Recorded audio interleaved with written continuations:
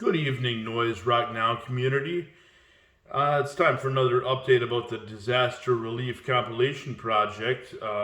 Volume 2 has almost reached its goal of 42 songs, but we're always taking more submissions. There is no limit, there are no rules. But more importantly, Trigger Cut's GoFundMe campaign has reached its goal. 7K in under 7 days. Pretty impressive. The outpouring of public support. A call to action. Noise Rock Now community is there to help.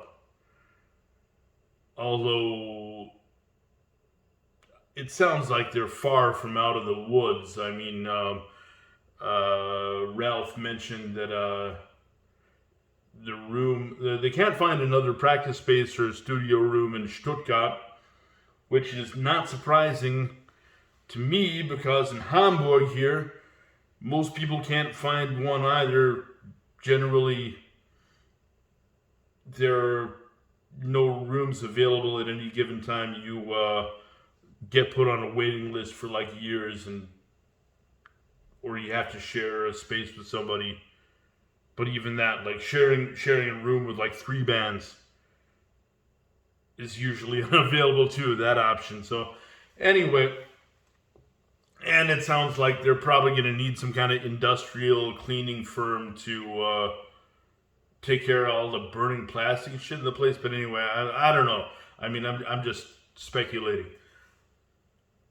So the outpouring of public support has been nothing short of incredible, and the number of people who submitted songs to the Trigger Cut Disaster Relief compilation on Bandcamp has also been enormous. And what I wanted to ask is, should we use this as an initiative to catalog all of the bands on Noise Rock Now? Because it is a group with like damn near 15,000 members, and I have a sneaking suspicion that a lot of them have bands. We're talking maybe 500 bands or solo projects. Things people make on the computer, doesn't matter, people making music, it's going to be a high number, I think. And should we continue to make Disaster Relief Volume 2 almost done, might be done tonight, and go on to Volume 3 and stuff, but basically catalog all of the people who are playing, because it is an opportunity to do that.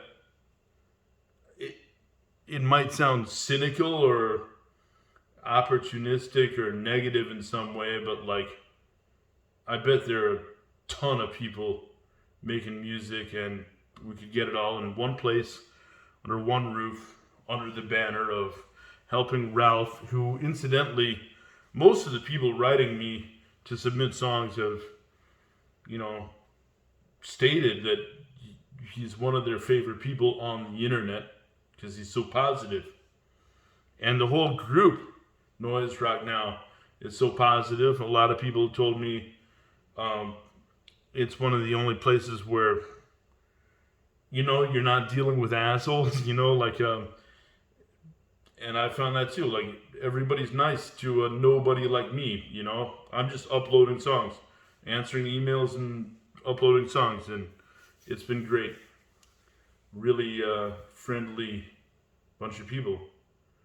Now, I appreciate that not all of the 14,900 something members can be hardcore internet junkies like me, who are always responding to shit on Facebook.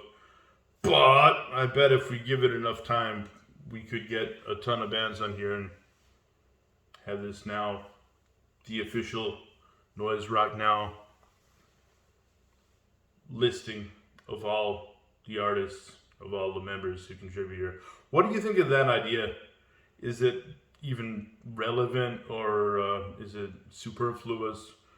I don't know. It's just an idea because, like, I would do a volume 3 if more people want to contribute. I mean, that's the next step. 42 songs per volume, but there's no cutoff limit. Could be 52 like the first one. Doesn't matter. And above all, it maintains public interest for Trigger Cut's predicament. You know, although I don't have any reason to believe that like Volume 2 and Volume 3 are gonna pull in nearly as many donations for Trigger Cut as the first one, because you know this has been 5-6 days. I don't know. The fire happened like last Thursday, Friday, or something. Anyway, it's been enormous. Basically, in under a week, so much has been achieved, and I don't think anybody could count on this kind of support anywhere else. And it's also interesting that it's all internet support. Because I know in Germany, if you're doing like